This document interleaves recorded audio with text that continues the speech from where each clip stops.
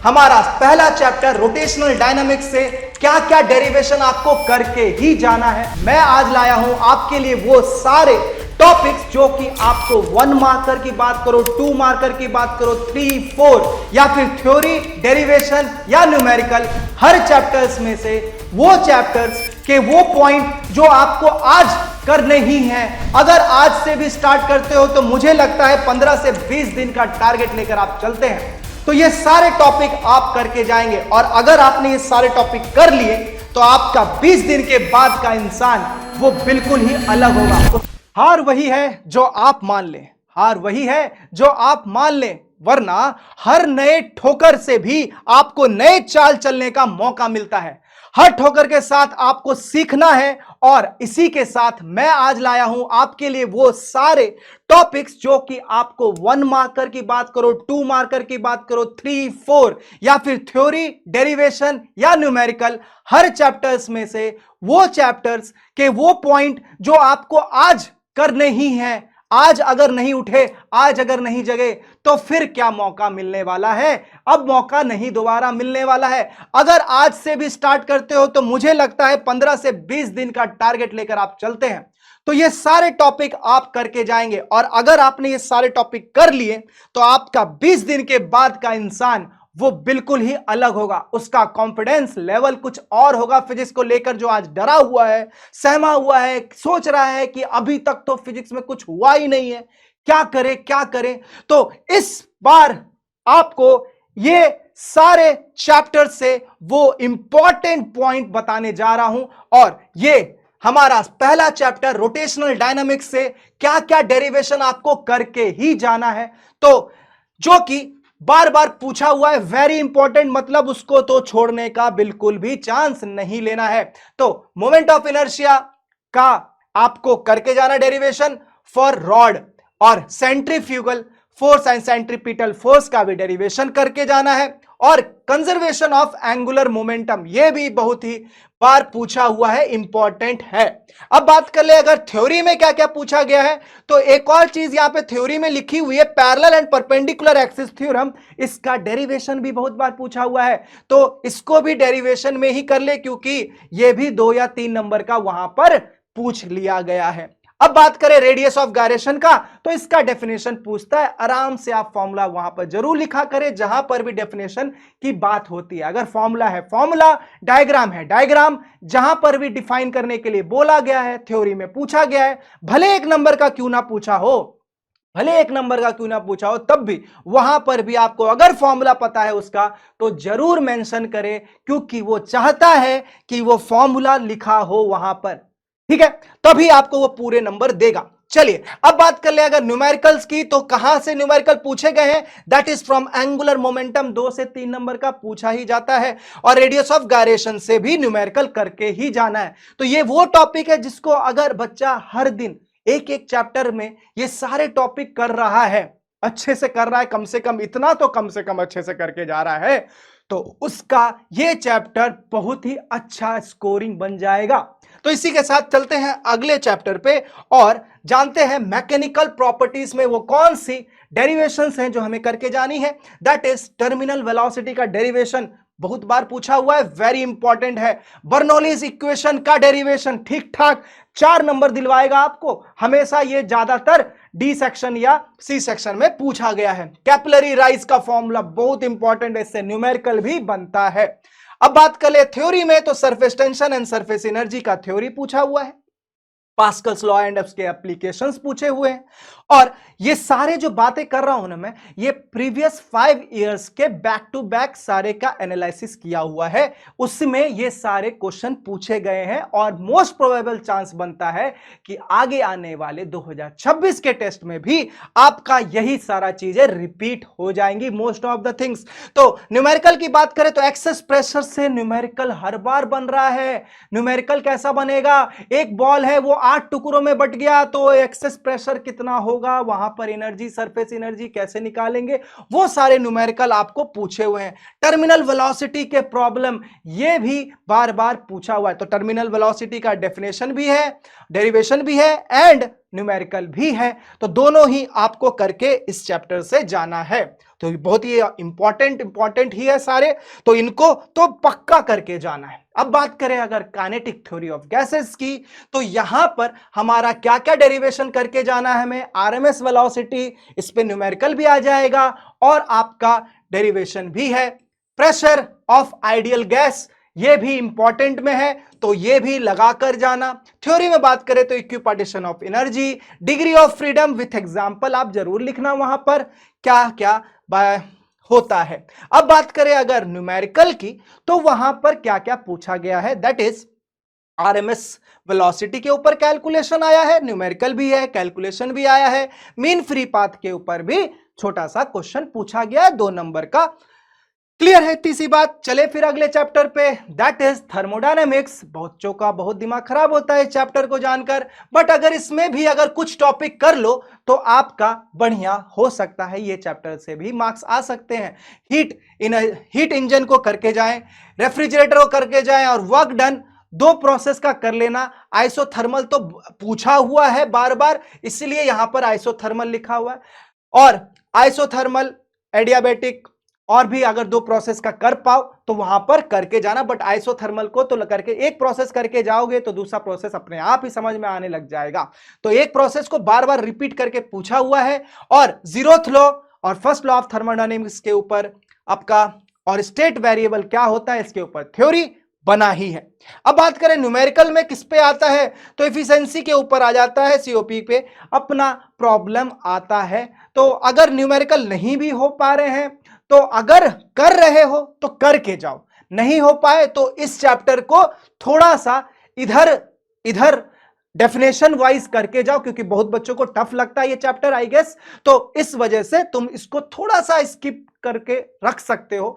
लेकिन जो डेफिनेशन वाला पार्ट है, जो थोड़ा डेरिवेशन वाला है, जिसको रट के अगर जाएंगे तो काम बन जाएगा, तो वो तो कम से कम इतना तो करके जाओ आप। चलिए फिर आगे बढ़ते हैं और जानते हैं ऑसिलेशंस में। ऑसिलेशन में क्या क्या है, तो टाइम पीरियड, ये बहुत इंपॉर्टेंट है। ऑसिलेशन का सबसे इंपॉर्टेंट टॉपिक टाइम पीरियड ही है। इसके ऊपर देखो आपको प्रैक्टिकल में भी क्वेश्चन बनता है, प्रैक्टिकल एग्जाम अगर जा रहे हो स्कूल में जाने के लिए। और बात करें अगर टाइम पीरियड से, तो डेरिवेशन भी पूछा गया है, और टाइम पीरियड से आपका न्यूमेरिकल भी पूछा गया है। तो भाई इसको क्यों छोड़ के जाओगे, जब सब कुछ एक ही चीज है तो आपको करके जाना ही चाहिए। एनर्जी ऑफ एसएचएम का डेरिवेशन करके जाना, एसएचएम डिफाइन करके जाना, और डैम्प्ड ऑसिलेशन के एग्जांपल विथ डेफिनेशन करके जाना, इसके ऊपर थ्योरी पूछी हुई है। बात करें आगे सुपरपोजिशन थ्योरम की, सुपरपोजिशन ऑफ वेव्स की, तो यहां पर क्या क्या चीजें हैं, तो लॉ ऑफ वाइब्रेटिंग स्ट्रिंग करके जाना, और उसमें तुम्हारा open pipe and close pipe organ तुम्हारा पूछा जाता है, तो वो भी थोड़ा करके जाना। रेजोनेंस इन एयर, यहां पर ये दोनों चीज क्वेश्चन पूछे गए हैं, वेरी इंपॉर्टेंट में है। और बात करें थ्योरी में स्टेशनरी वेव एंड बीट्स का डेफिनेशन क्या होता है, और बीट्स के ऊपर भी हमारा न्यूमेरिकल आता है, सस्ता सा न्यूमेरिकल है, इसलिए 2 नंबर का पूछा जाएगा। स्ट्रिंग फ्रीक्वेंसी के प्रॉब्लम आपको आएंगे, तो ओपन पाइप क्लोज पाइप दोनों लगाकर जाना, इसमें ये चीज करके ही जाना वेव्स का।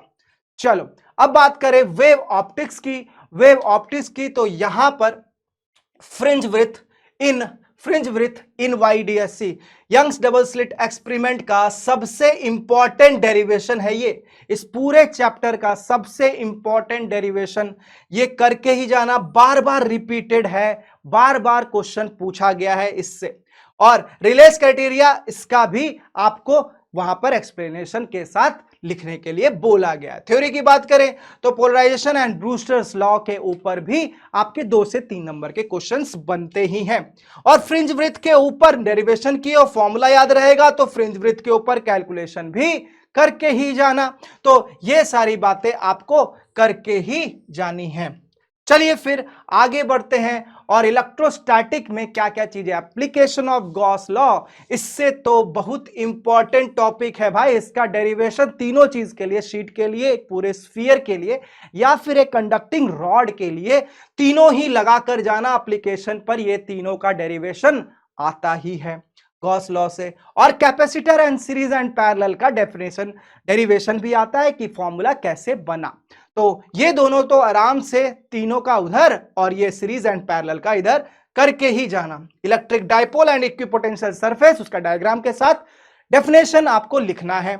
और बात करें न्यूमेरिकल, तो कैपेसिटर में कितना एनर्जी स्टोर होता है हाफ सी वी स्क्वायर के ऊपर क्वेश्चंस बनते हैं, तो वो भी आप न्यूमेरिकल में करके जाओगे, इजी रहेगा, इसके न्यूमेरिकल तो छोड़ना मत।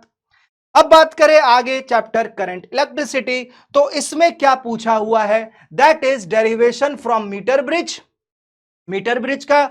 और बात करें अगर व्हीट स्टोन ब्रिज, उन दोनों का आपको यहां पर डिफाइन करने के लिए बोला गया, डेरिवेशन लिखा हुआ है बट डिफाइन करने के लिए वहां पर बोला जाएगा, राइट। और यहां पर अगर बात करें किरचॉफ्स लॉ, ये भी डेफिनेशन के रूप में केवीएल केसीएल दोनों ही लगाकर जाना, ये भी पूछा हुआ है। न्यूमेरिकल सबसे ज्यादा कहां बनता है इस चैप्टर में, दैट इज केवीएल और केसीएल का न्यूमेरिकल बहुत टफ हो जाता है, वो नहीं पूछता है, ज्यादातर पूछता क्या है तो पोटेंशियोमीटर का के मदद से हम किसी भी सेल का इंटरनल रेजिस्टेंस कैसे फाइंड करते हैं, EMF and internal resistance find करने का न्यूमेरिकल आपका रहेगा पक्का, तो ये भी करके आपको जाना है, राइट। तो ये सारे वो टॉपिक है करंट इलेक्ट्रिसिटी से। आगे बढ़ते हैं और जानते हैं magnetic field due to current का क्या क्या हमें पढ़ के जाना ही है।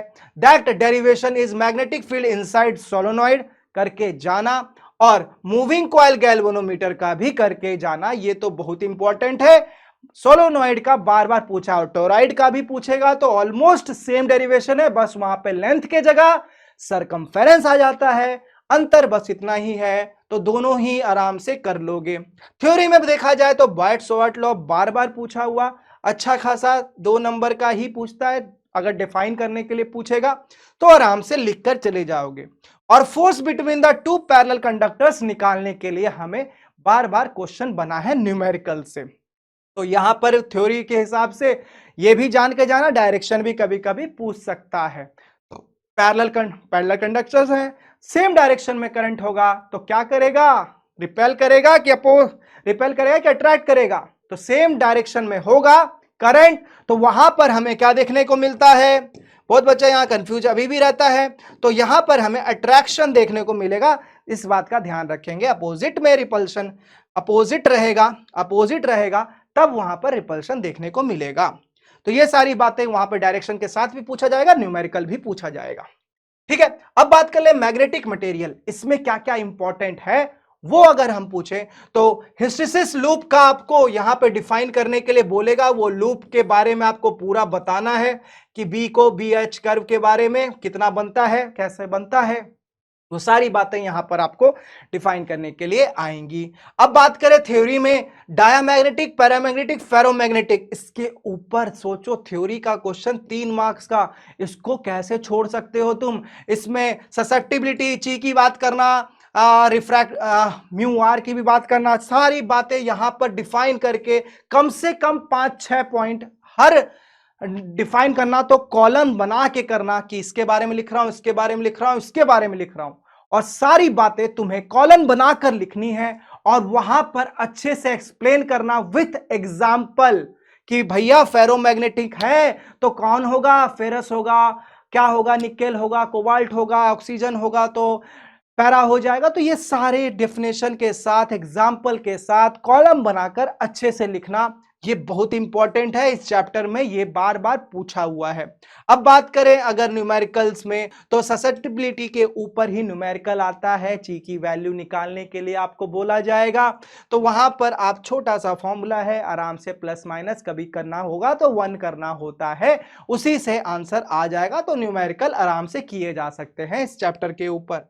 तो ये वो टॉपिक्स हैं जिसको करके आपको जाना ही है, और एक दिन बैठोगे आराम से, बताओ सच बताओ, ये पूरा हो सकता है कि नहीं, आराम से कवर हो सकता है ये पूरा चैप्टर, 2 घंटा या 3 घंटा शिद्दत से बैठ गए, नहीं भी किया होगा तो वो बच्चा भी ये सारे टॉपिक करके जाएगा।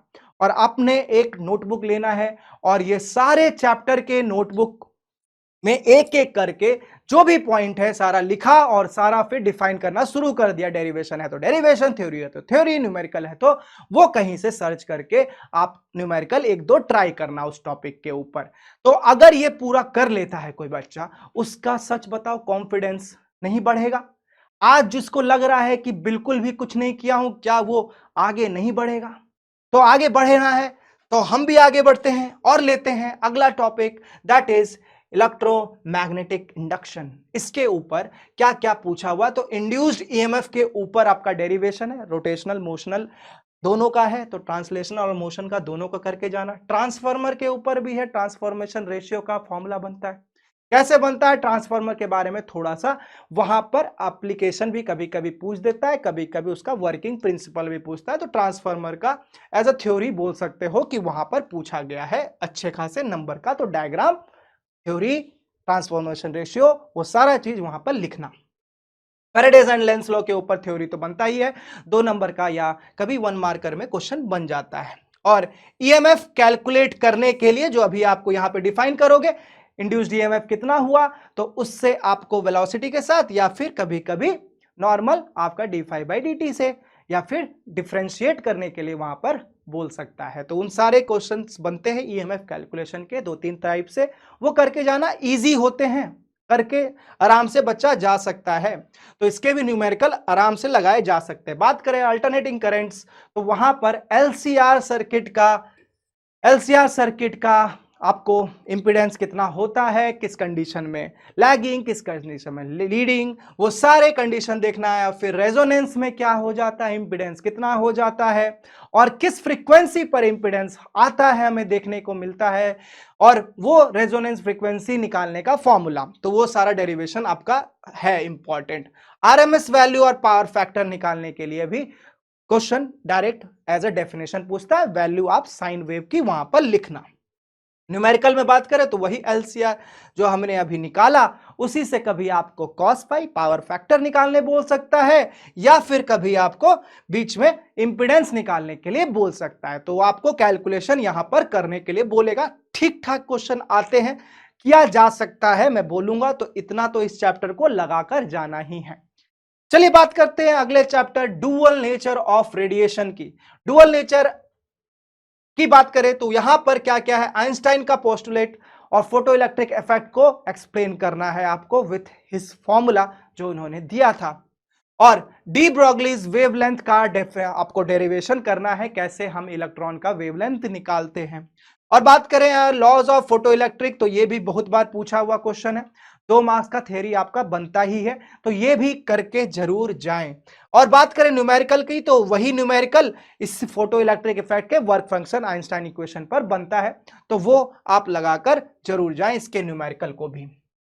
बात करें अगले चैप्टर स्ट्रक्चर ऑफ एटम्स की, तो इसकी आधी से ज्यादा जानकारी आप ऑलरेडी केमिस्ट्री में पढ़े होते हैं, तो यहां पर क्या क्या चीजें इंपॉर्टेंट है उसको देखा जाए तो बोर मॉडल ऑलरेडी केमिस्ट्री में पढ़ के बोर हो चुके होंगे, तो ये भी यहां पर आपको बार बार पूछा हुआ है, वेरी इंपॉर्टेंट है, तो करके जाना ही है। न्यूक्लियर फ्यूजन और फ्यूजन में डिफरेंस आपको पूछा जाएगा, वो भी करके जाना ही है। और लिमिटेशन ऑफ बोर मॉडल क्या था, क्या दिक्कत थी उनके मॉडल में, हाइड्रोजन के बारे में ही सिर्फ बता पाए या फिर हाइड्रोजन के जैसे एलिमेंट के बारे में बता पाए, और भी जो दिक्कत थी उन्होंने उनके बारे में लिमिटेशन पूछा जाएगा। और अगर एनर्जी लेवल की बात करें तो हाइड्रोजन का आपने हर ऑर्बिट पे एनर्जी लेवल ऑर्बिट के हिसाब से निकालने के लिए बामर सीरीज, लैमर सीरीज, ये सारे सीरीज के क्वेश्चन के ऊपर कोई ना कोई न्यूमेरिकल बन जाता है। 1-2 लगाओगे तो अपने आप ही चीजें वहां से क्लियर होने जाएंगी। इसकी भी न्यूमेरिकल बोलूंगा, इस वाले पर्टिकुलर न्यूमेरिकल को तो करके जाना, इजी में ही काउंट करूंगा इसको मैं।